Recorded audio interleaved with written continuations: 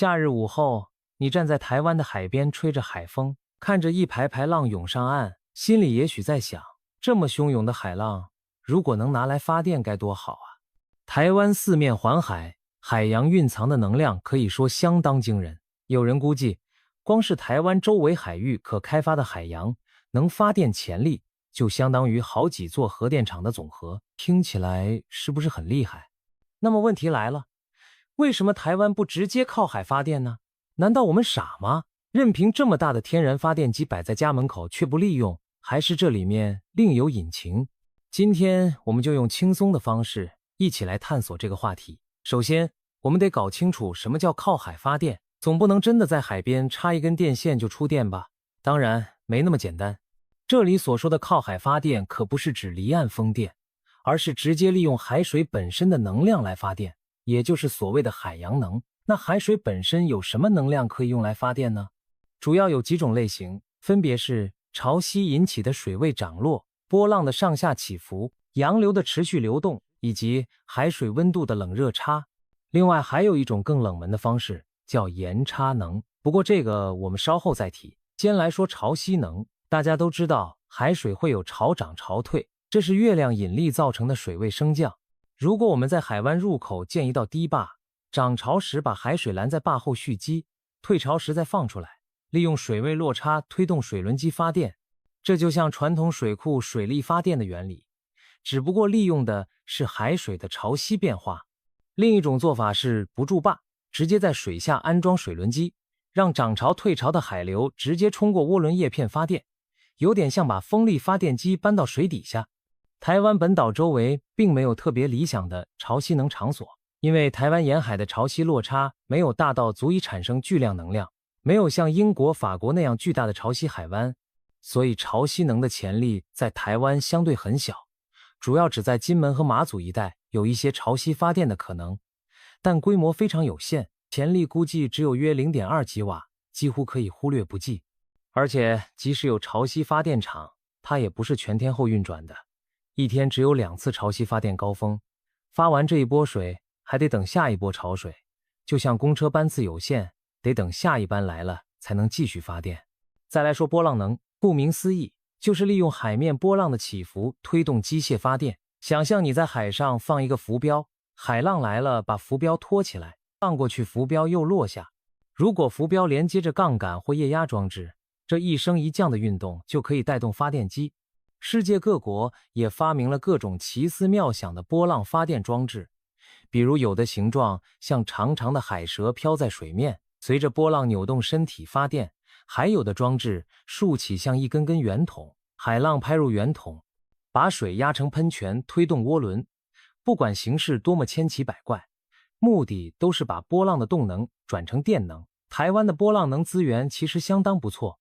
东北角、外海和澎湖一带的海浪很有力，据估计波浪能开发潜力有好几吉瓦。不过波浪能目前在全球都还属于试验阶段，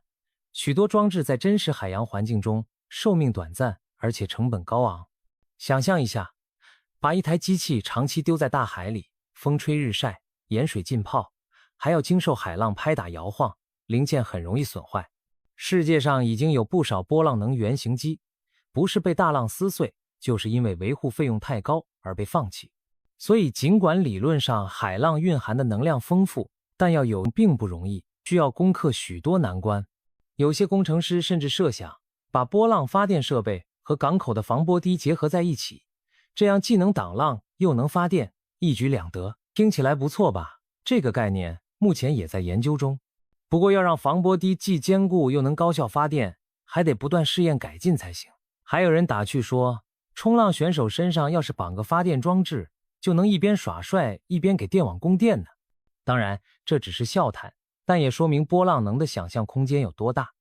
接下来看看海流能，也就是洋流发电。原理其实类似风力发电，只不过把风车搬到了水下，用海水流动来推动旋转叶片发电。台湾东部海域有著名的黑潮洋流，就像大海里的高速公路，水流全年一往无前的向北奔流。如果在洋流中放置水下涡轮机，海水冲过叶片就能带动发电机旋转。理论上，黑潮经过台湾附近时蕴藏了巨大的能量，据估计发电潜力有好几十吉瓦，哪怕只开发其中一部分，都相当于建成一座大型电厂。而且洋流24小时不断流动，发电相对稳定，被视为很有潜力提供稳定基础电力的绿色能源之一。听起来是不是很棒？有人甚至估计，如果黑潮洋流开发顺利，未来它提供的电力可能占到台湾总发电量的1/10呢。不过，要在深海中固定这些发电装置并把电送回陆地，可不是容易的事。想象在几百米深的海底安装机器，我们又不能像潜水员一样下去拧螺丝，一切都得靠专业船只和水下机器人。而海底环境复杂，洋流发电机组要承受强劲水流的冲击，还得防锈蚀，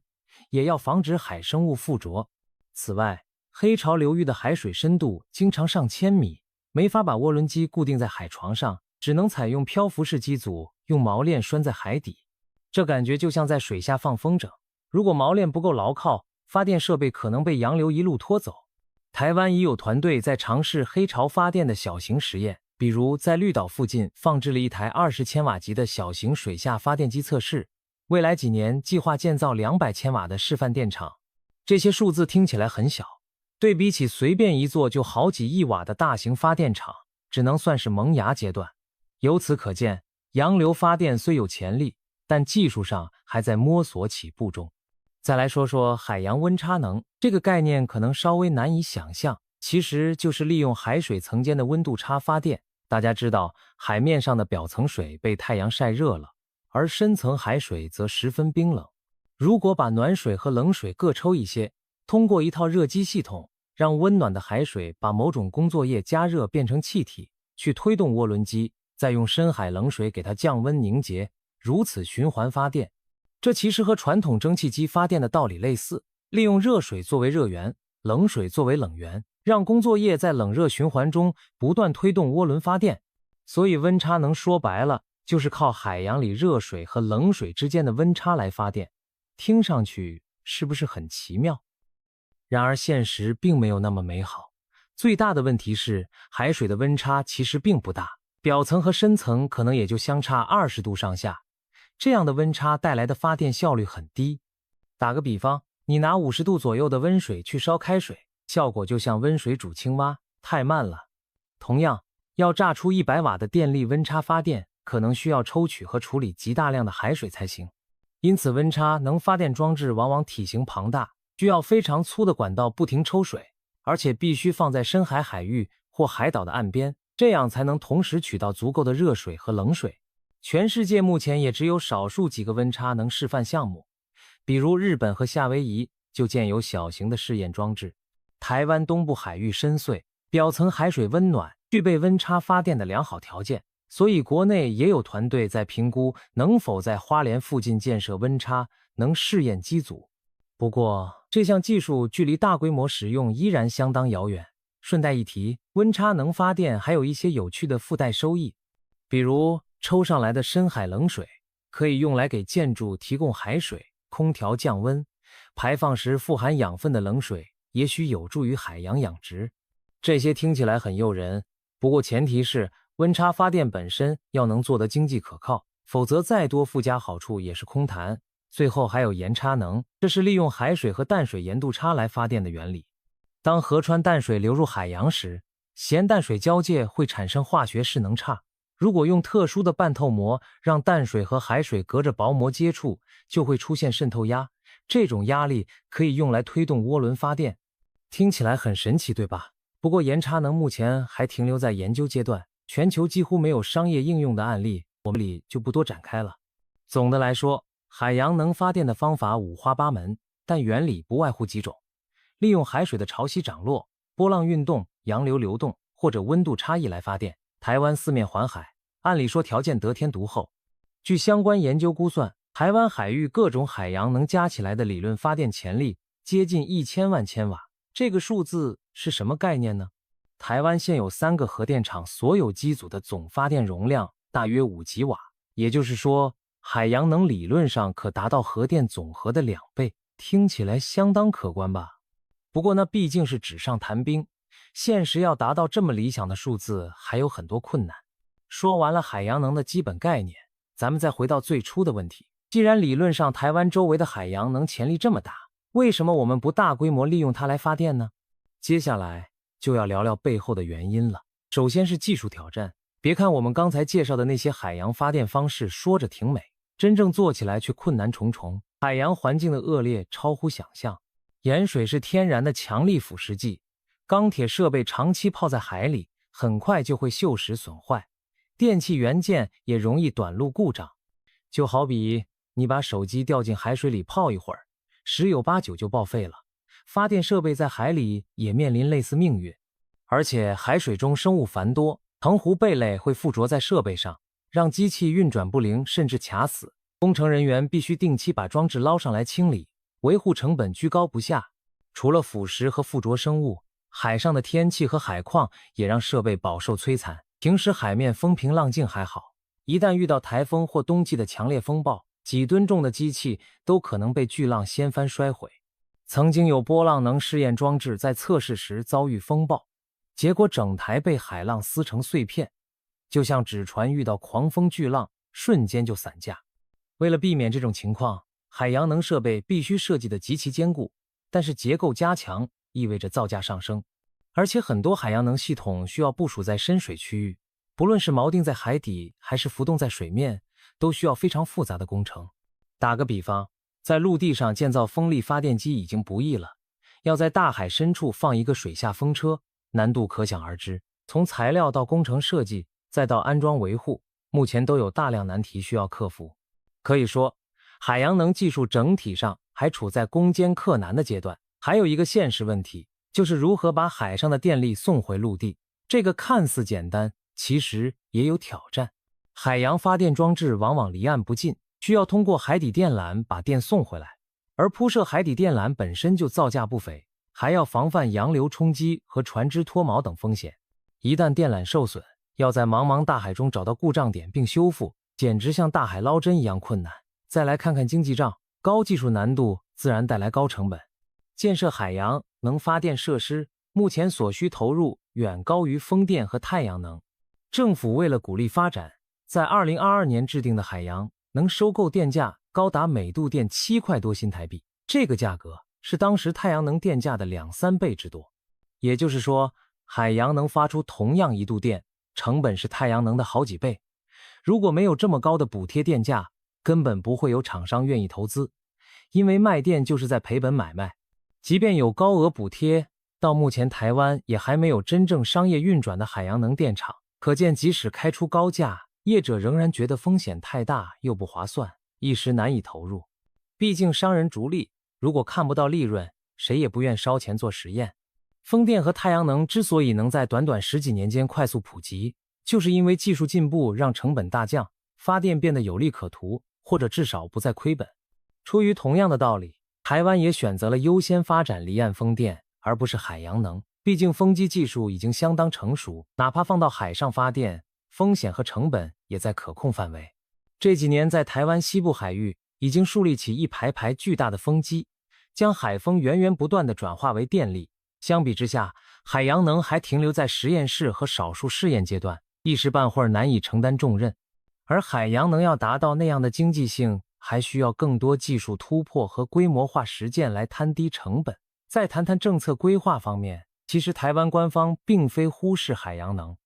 在2050年净零排放战略中，海洋能就被列为前瞻能源之一。经济部也提出了分阶段的发展目标，2030年前要完成0.几兆瓦的示范机组，2035年前要建成几兆瓦的商业运转机组，2050年力争装置容量达到1到7吉瓦。乍一看数字不小，但细想之下会发现进度相当保守。2030年也不过是建个几百千瓦的示范品，杯水车薪。就算2050年真达到了7吉瓦，那也是20多年后的事了。在当前能源转型迫在眉睫的情况下，海洋能显然只是被当作远期选项来培育，短期内难当大任。然而政府并未放弃海洋能的发展，目前国家海洋研究院等单位正与各大学和产业团队合作，投入相关研发，希望能逐步克服技术瓶颈，为未来海洋能铺路。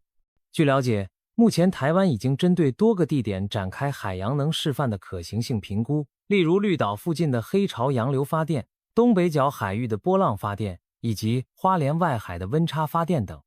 这些项目都还在初期研究阶段，但至少已经迈出了尝试的步伐。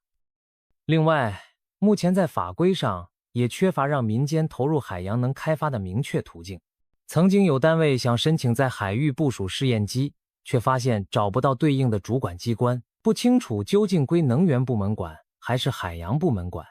加上海上开发涉及的领域非常广，包括渔业和航运，还有环境保护等，各方面都需要协调，手续十分繁琐，往往一个计划会卡好几年。这些因素都使得业者对投入海洋能望而却步。最后说说环境影响，别看海洋能是再生能源的一种，但它对生态的潜在影响还是不得不慎重评估。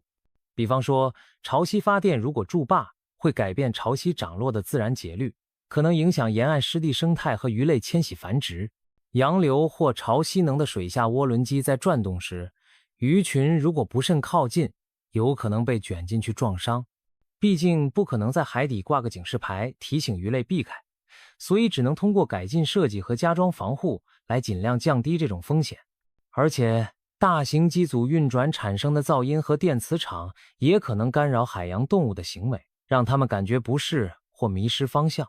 例如鲸豚等依赖声呐的海洋生物就可能受到干扰，迷失方向或改变活动范围。此外，海底施工和铺设电缆可能破坏海床环境，影响底栖生物和珊瑚礁。漂浮在海面的波浪能装置则可能影响船只航行安全或破坏海景。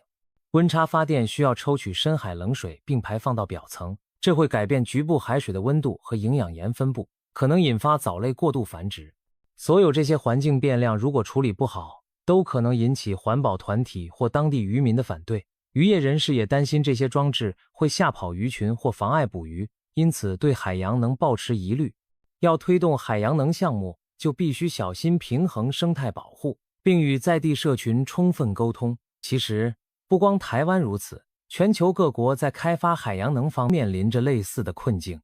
到目前为止，真正投入商业运转的大型海洋能电站依然寥寥无几，用手指头都数得过来。比较知名的是，法国在20世纪60年代建成了世界上第一座潮汐发电厂，但此后几十年，全世界也没建出几个类似的大型潮汐电站。原因无他，合适的地点太少，经济上也难以划算。韩国在2011年启用了装机25万千瓦左右的潮汐电站，目前算是规模最大的案例之一。但即便如此，潮汐能在韩国全国发电量中所占比例依然很小，波浪能就更不用说了。目前还没有哪个国家建成商业化的波浪发电厂，基本都停留在小规模测试阶段。欧洲甚至设立了专门的海洋能测试中心，让各式各样的新设备轮番在海上试验。但这些年下来，还没有哪种方案真正脱颖而出成为主流，可见海洋能技术仍处于百花齐放而未结果阶段。像英国和澳大利亚这些海洋国家也投入了不少研发经费，但大多仍在试验摸索。洋流发电同样如此，现在大家都在研制样机，没有谁已经实现在洋流中大规模发电供电。可以说，海洋能目前仍是再生能源家族里的小朋友，还在成长发育阶段。世界各国基本上站在同一起跑线上，对台湾来说，这未尝不是一种机遇。如果我们利用好得天独厚的海洋条件，持续加大研发投入，一旦有所突破，完全有机会在这一领域后来居上，占据一席之地。到了那时候，我们不仅可以自给自足，还能把领先的海洋能技术输出到其他海岛和沿海国家，为全球绿色能源发展做出贡献，同时也为台湾创造新的产业机会，是不是很令人期待呢？那么，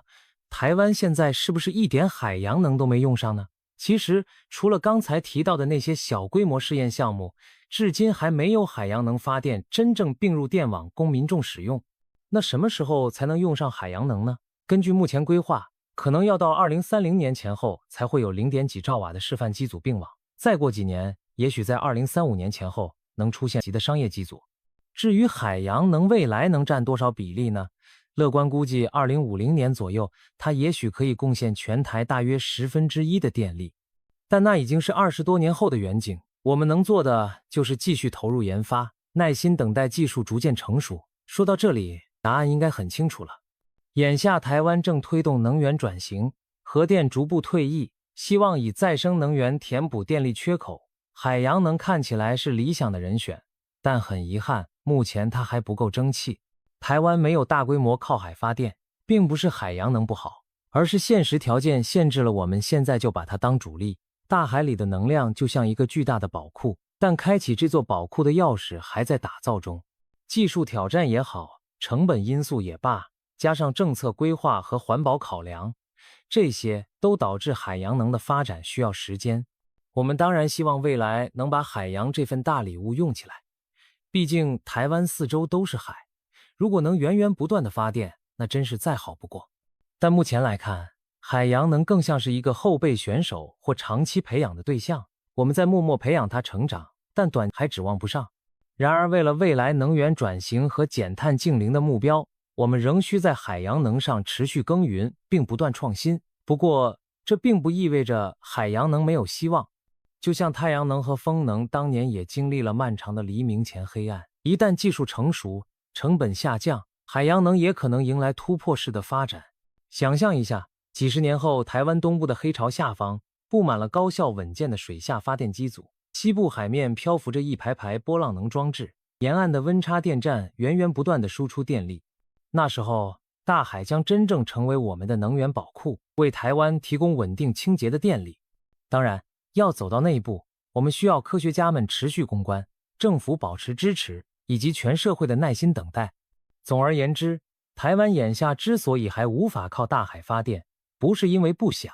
而是典型的心有余而力不足。但只要方向正确，并且坚持投入研发，相信终有一日，汹涌的大海也会化作源源不断的电流，为宝岛照亮未来。到那时候，就没人会再问为什么不靠海发电了，